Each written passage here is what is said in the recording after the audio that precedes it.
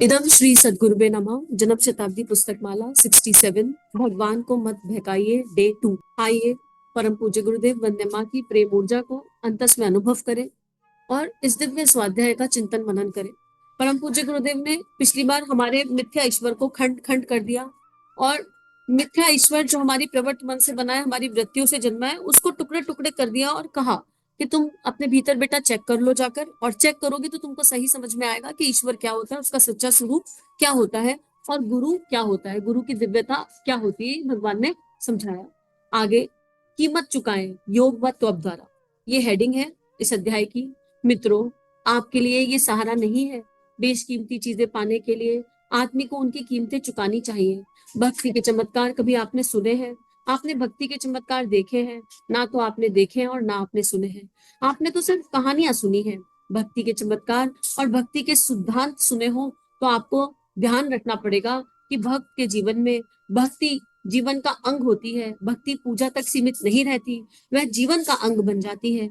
भक्ति जीवन का अंग कैसे हो जाती है, कल मैं यह बता रहा था। व्यक्तित्व का संशोधन करने के लिए उसे दो काम करने पड़ते हैं। इसमें उसको 24 घंटे अपने आप अपनी धुलाई और धुनाई करनी पड़ती है। अपनी गंदगी को दूर करने के लिए अपने ऊपर डंडा लेकर वह इस कदर हावी हो जाता है, कौन? भक्त। अपनी अवांछनीयता और अनैतिकता को दूर करने के लिए आदमी को इतना जागरूक और इतना सतर्क, इतना सशक्त रहना पड़ता है कि तपश्चर्या इसी का नाम है। भगवान को पाने के एक तरीके का नाम है तप और दूसरे तरीके का नाम है योग। तप किसे कहते हैं? जीवन के संशोधन का नाम तप है, जो कल मैं आपको बता चुका हूँ।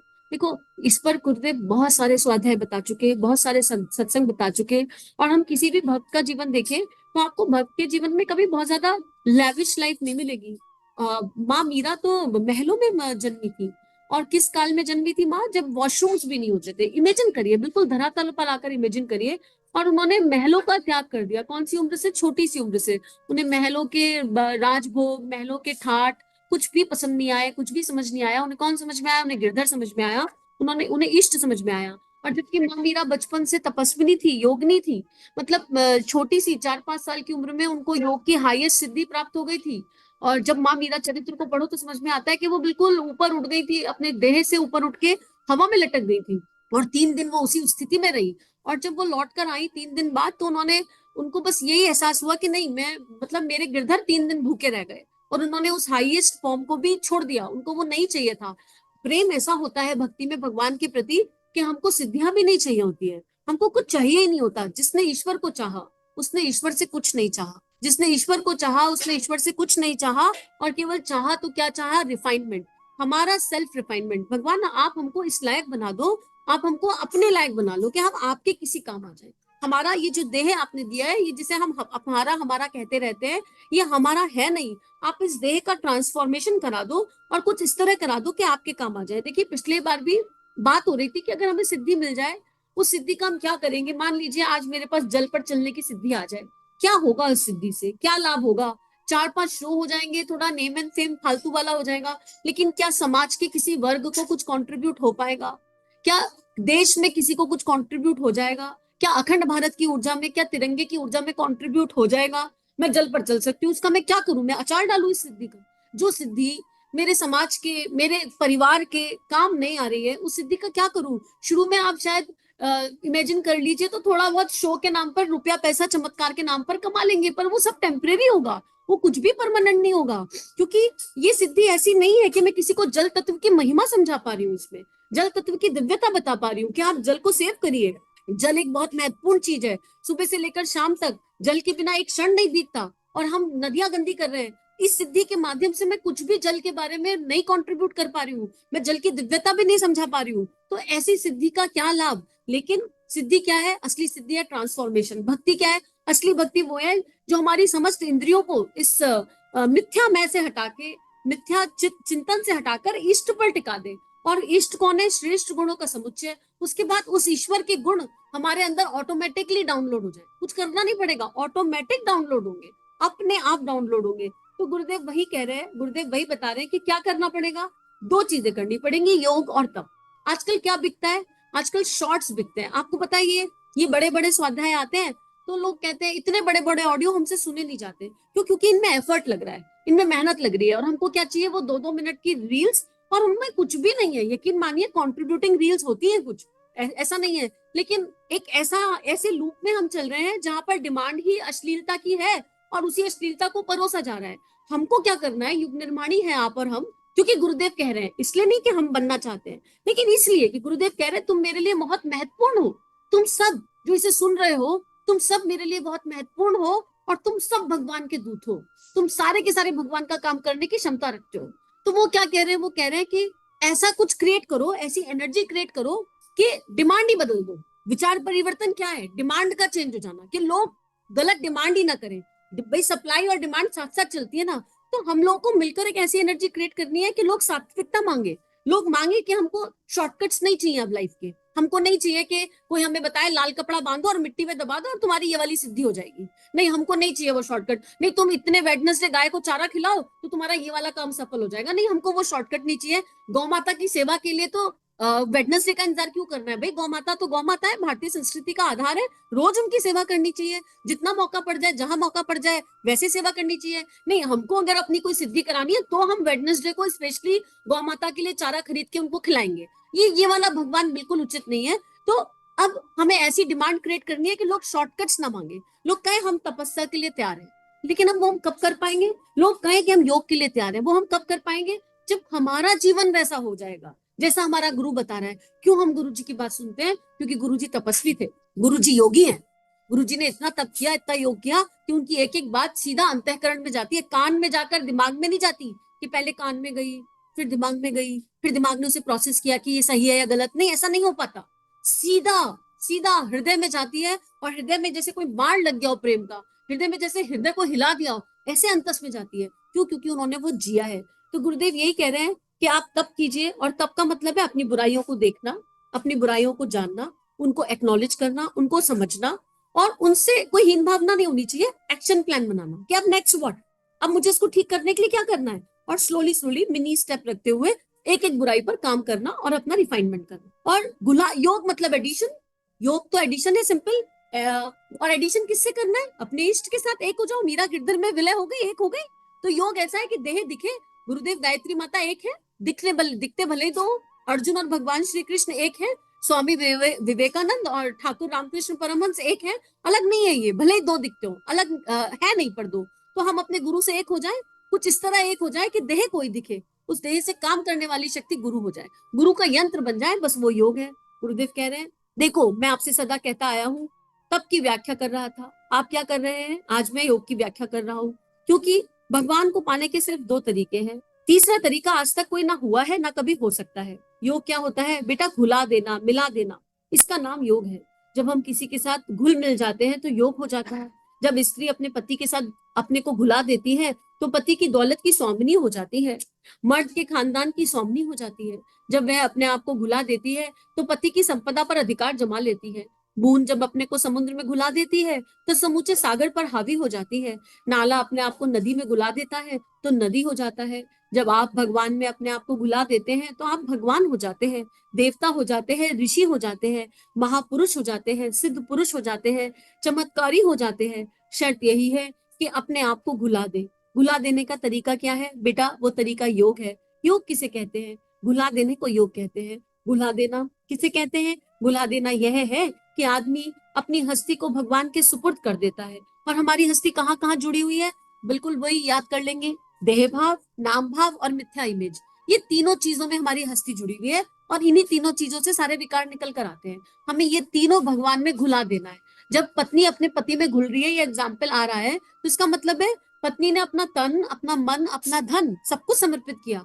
हम जो है अपनी भावनाएं तो एक बार को भगवान को अर्पित करना चाहते हैं, लेकिन जब देह को अर्पित करने की बात आती है तो भूल जाते हैं। हम कहते नहीं अभी तो देह की ये रिक्वायरमेंट है, अभी तो देह की वो रिक्वायरमेंट है, अभी तो ये उचित है और ये अनुचित है, ये धर्म है और ये अधर्म है, हम इसमें उलझ जाते हैं। नहीं, इसमें नहीं उलझना है। जो भगवान कहे, जो युग धर्म के लिए आवश्यक है वो करना चाहिए, और वो युग धर्म कौन निर्धारित करता है, वो हमारा ईश्वर निर्धारित करता है। आप सोचिए ना, परम पूज्य गुरुदेव के बाद दादा गुरुदेव आते हैं 13 वर्ष के बालक के पास और कहते हैं बेटा सुनो, अब एक दिया जगा लो आज से, और अगले जो है 24 साल बस गायत्री के 24 लाख के 24 अनुष्ठान करना बेटा, और कुछ खाना पीना नहीं। दादा गुरुदेव आके कहते हैं, अब ये युग धर्म था, गुरुदेव ने तपाने के लिए हाँ कहा, लेकिन प्रैक्टिकलिटी सोचिए, उस समय एक 13 वर्ष का बच्चा अपने पूजा स्थली से बाहर आता है और अपने माता पिता को अपना संकल्प बताता है कि अब ना मैं कुछ खाऊंगा ना मैं कुछ पीऊंगा और मैं 24 साल 24 लाख के अनुष्ठान करूंगा। प्रैक्टिकलिटी नहीं थी, लोगों ने कहा पागल हो गया, 4 दिन का भूत है उतर जाएगा, यही कहा होगा। सोच कर देखिए, दिमाग खराब हो गया, 13 साल का है, दिमाग खराब हो गया,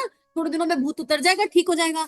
थोड़ा बहुत रोए होंगे, कल्पे होंगे, लेकिन उस समय किसी ने उसको प्रैक्टिकल नहीं माना होगा, किसी ने उसे सत्य नहीं माना होगा। ऐसे ही होता है गुरु के साथ, जो गुरु कहे उसे संसार एक बार सत्य नहीं मानता है, एक बार प्रैक्टिकल बिल्कुल नहीं मानेगा। संसार कहेगा ये दिमाग खराब हो गया, अरे कमाएगा कौन, तुम्हारे परिवार की जिम्मेदारी कौन पूरा करेगा। और संसार इतने तर्क देगा, इतने तर्क देगा, सारे लॉजिकल देगा, इतने लॉजिकल तर्क देगा, लेकिन अगर उस समय संसार की सुन ली तो फिर गुरु की अनसुनी हो जाएगी। तो बिल्कुल अपनी बुद्धि विवेक को सबको गुरु के चरणों में रख दीजिए और गुरु से ही बात कीजिए जो बात करनी है, बशर्ते आप श्योर हो जाए। दादा गुरुदेव ने, परम पूज्य गुरुदेव को उनके 3 जन्म अनुभव करवाए, उन्हें बिल्कुल ये प्रमाणिक तौर पर बताया कि मैं जो तुमको रास्ता दिखा रहा हूँ वो रास्ता दिव्य है और तुम इस रास्ते पर चलो, और गुरु अंतस में वो भरोसा बनकर प्रकट हो जाता है। तो प्रैक्टिकलिटी पर हो सकता है जो गुरु कह रहा हो वो समझ में ना आ रही हो बात, लेकिन ये यात्रा बहुत महत्वपूर्ण यात्रा है और इस यात्रा में सूक्ष्म से गुरु के संदेशों का, भगवान के संदेशों का को धारण करने की शक्ति हम सब में है। बस हम स्थूल से अपने आप को थोड़ा डिस्कनेक्ट करें, अपनी इंद्रियों को थोड़ा वहां पर टिकाएं जहां टिकाने की आवश्यकता है, और फिर जो ध्यान के अनुभव है वो उनमें लॉस्ट ना हो जाए। आधे टाइम क्या होता है, ध्यान में कुछ मिल गया, गुरुजी ने 4 बात कह दी या हमारी कोई छोटी बहुत बात मान ली गई, हम उसी में खुश हो जाते हैं। अरे भगवान को नौकर बनाने के लिए बैठे हैं क्या यहाँ पर, कि आज हमने भगवान से ये कहा था, शाम तक भगवान ने ऐसा ऐसा कर दिया, हमको ये वाला प्रमाण दिया, अब हम इसमें खुश होकर तालियां बजा रहे हैं, नाच रहे, खुश हो रहे हैं। तो अरे वो तो भगवान को इसलिए देना था कि ये मोटी बुद्धि है, इसको समझ में नहीं आता है, मानता नहीं, ये मोटी बुद्धि मानती नहीं कि ईश्वर है, लेकिन इसका मतलब इस पर खुश हो जाए, अब अपनी भक्ति में खो जाए, और आगे क्या, इसके आगे कुछ नहीं। बस यही लूप चलता रहेगा कि भगवान ने कुछ, हमने भगवान से कुछ कहा और भगवान ने मान लिया, और फिर हमने भगवान से कुछ कहा फिर भगवान ने मान लिया। ये सच्ची भक्ति नहीं है, ये भक्ति का स्वरूप नहीं है, बिल्कुल भी भक्ति का स्वरूप नहीं है।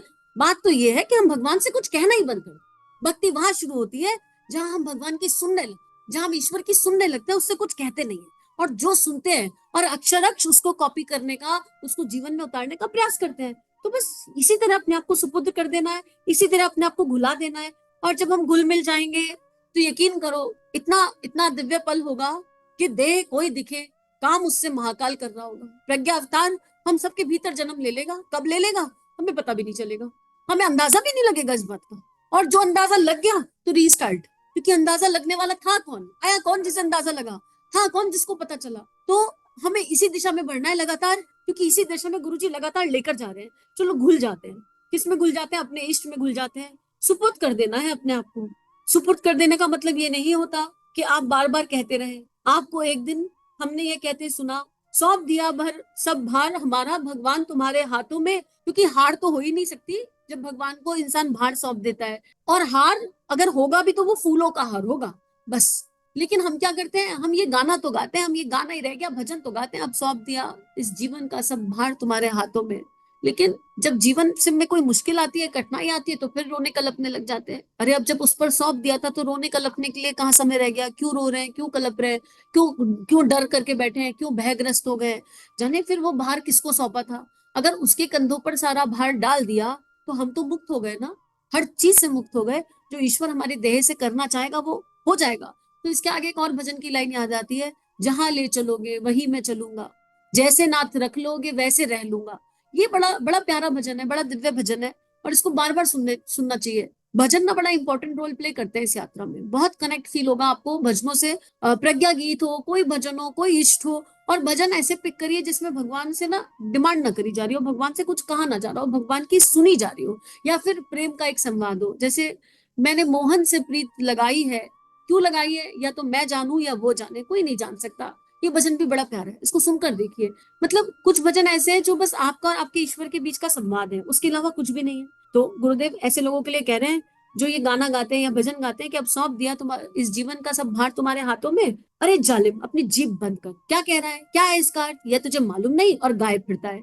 नहीं महाराज जी, भगवान को क्या अर्थ मालूम है जो हम कह देंगे, सो ही समझ जाएगा। नहीं बेटे, भगवान बहुत अकलमंद आदमी है, उसे जो आप जीभ से कहते हैं उसको वह नहीं समझता है, जो आप जीभ से कहते हैं उसको वह नहीं समझता है, पर जब जो आप दिल से कहते हैं उस तक वह पहुंच जाता है, उसको वह समझता है, क्योंकि भगवान आपका ईमान देखता है, भगवान आपकी जबान की कीमत नहीं देखता, आपकी जबान तो 2 कौड़ी की है। भगवान आपका ईमान देखता है, आपकी इंटेंशन देखता है।